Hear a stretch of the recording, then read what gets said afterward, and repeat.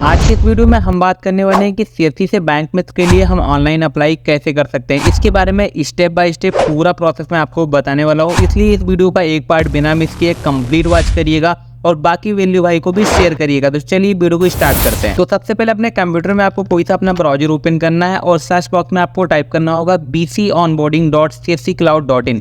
इतना डाल के जस्ट ही सर्च कर देना है। अब जैसे दोस्तों आप सर्च कर देते हो इस तरीके से यहाँ पे इंटरफेस आपको देखने को मिल जाता है। वैसे इसका लिंक मैं वीडियो के नीचे डिस्क्रिप्शन में साथ में कमेंट बॉक्स में पिन कर दूंगा, उस पर क्लिक करके आप डायरेक्ट भी यहाँ पे आ सकते हो। यहाँ पे आ जाने के बाद में आप सभी को दो तरीके से ऑप्शन देखने को मिलता है, पहला तो अप्लाई का, दूसरा चेक स्टेटस का। तो यहाँ पे अगर आप बैंक बीसी के लिए अप्लाई करना चाहते हो तो अप्लाई पे आपको क्लिक करना है।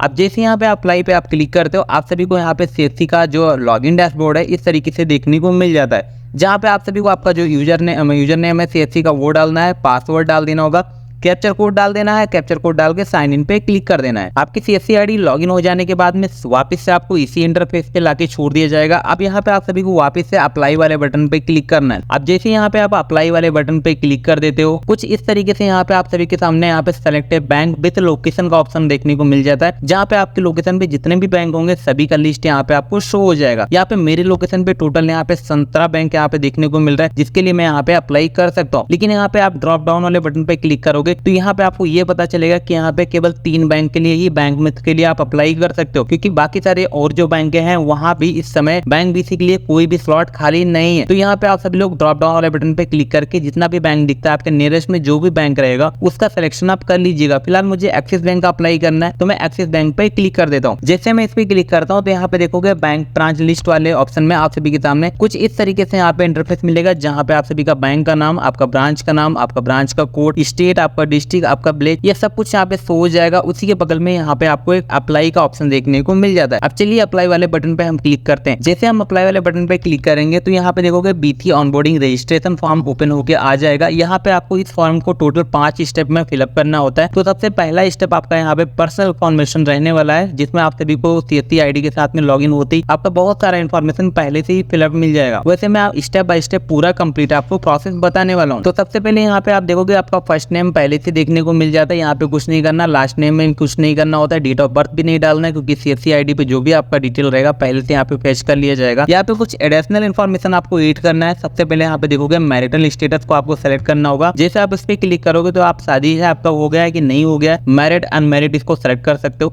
आपके केस में जो रहेगा आप सेलेक्ट कर लीजिएगा। उसके बाद में यहाँ पे आप हस्बैंड या अपने फादर का नाम सेलेक्ट कर सकते हो, तो आप फादर नेम पे हम सेलेक्ट करेंगे। उसके बाद में यहाँ पे हम नाम को डाल देते हैं। उसके बाद नंबर ऑफ चिल्ड्रन आपसे पूछा जा रहा है, तो अगर आपकी शादी हो गई, आपके पास अगर बच्चे हैं 1 या 2 तो आप इसका यहाँ पे डाल सकते हो, अगर नहीं है तो आप यहाँ पे 0 डाल दीजिएगा। कॉन्टैक्ट नंबर यहाँ पे आपको डालने की जरूरत नहीं, पहले से आपको मिलेगा। अल्टरनेटिव नंबर में आप कोई सा भी नंबर अपना यहाँ पे डाल सकते हो, जो भी आपके पास मोबाइल नंबर होगा। उसके बाद में आप सभी के सामने जो आपके सीएससी आईडी है कुछ इस तरीके से आप देखने को मिलेगी। आपसे पूछा जा रहा है कि यहाँ पे अगर आप किसी तरीके से फिजिकल डिसेबल्ड है तो यहाँ पे आप सभी लोग इसका सिलेक्शन यस या नो में इसका जवाब दे सकते हो। फिलहाल मेरे केस में कुछ भी नहीं तो मैं नो पे सेलेक्ट कर देता हूँ। उसके बाद यहाँ पे आपसे आपकी कैटेगरी पूछी जाती है कि आप किस कास्ट से आते हैं, तो यहाँ पे आप जनरल, ओबीसी, एससी जो भी है आप अपने हिसाब से सेलेक्ट कर सकते हो। उसके बाद यहाँ पे आपसे वोटर आईडी आपकी पूछी जाती है, तो आपका जो वोटर आईडी कार्ड का जो नंबर है वो आपको यहाँ पे इस तरीके से कुछ डाल देना होगा। ना करने के बाद में आप सभी के सामने यहाँ पे आपका पैन कार्ड पहले से शो हो जाएगा, ईमेल आईडी आपका पहले से शो हो जाएगा। उसके बाद यहाँ पे आप सभी से पूछा जा रहा है कि अगर आपके गाँव में कुछ एग्रीकल्चर लायक जमीन है तो आप इसका यस या नो में जवाब दे सकते हो। अगर आपके पास है तो आप इसको यस पे क्लिक करिएगा, नहीं है तो आप इसको नो पे क्लिक करिएगा। उसके बाद में यहाँ पे आपकी क्वालिफिकेशन की डिटेल आपसे पूछी जाती है कि आप कितना पढ़े लिखे हो, 12 पढ़े हो या फिर आपका ग्रेजुएशन कंप्लीट हो गया, फिर पोस्ट ग्रेजुएट कर रहे हो, क्या हो, अपने हिसाब से इसका सिलेक्शन आप कर लीजिएगा। उसके बाद में आपसे पूछा जा रहा है कि आप जिस गांव में रहते हो टोटल कितने सालों से रहते हो, तो आप अपने डेट ऑफ बर्थ के अकॉर्डिंग इसको यहाँ पे डाल दीजिएगा। उसके बाद में यहाँ पे आपको रिलीजन्स पूछा जा रहा है, तो रिलीजन पे जैसे आप सिलेक्ट करोगे तो आप सभी के सामने बहुत सारे रिलीजन्स देखने को मिल जाते हैं, जैसे हिंदू, मुस्लिम, सिख, जैन, बुद्धिज्म, बहुत सारे यहाँ पे आपको देखने को मिलेगा। तो जो भी आप रहेंगे अपने हिसाब से इसका सिलेक्शन कर लीजिएगा। उसके बाद में यहाँ पे आपसे पूछा जा रहा है कि अगर आप बैंक बीसी के लिए अप्लाई कर रहे हो तो यहाँ पे आपको कुछ इन्वेस्ट करने की जरूरत पड़ती है, जैसे कि यहाँ का फर्नीचर हो गया, कंप्यूटर हो गया, सिस्टम, ये सारी चीजें जो है, प्रिंटर हो गया, आपको लेना पड़ेगा। तो आपके पास पहले से होगा, क्योंकि आपके दो सीएससी सेंटर अगर चलाते हो तो ये सारी चीजें आपके पास पहले से अवेलेबल होगी। तो आप इसको यस पे क्लिक कर दीजिएगा। इतना करने के बाद में नीचे नेक्स्ट का बटन मिलेगा, नेक्स्ट पे आपको क्लिक कर देना है। अब जैसे आप नेक्स्ट पे क्लिक कर देते हो आपका एड्रेस डिटेल ओपन होकर आ जाएगा। तो यहाँ पे आप देखोगे परमानेंट एड्रेस लाइन 1 में आपका पूरा जो कंप्लीट पता है यहाँ पे कुछ इस तरीके से आपको डाल देना होगा। अगर यहाँ पे आप सभी का जो करंट पता है और यानी कि आपका जो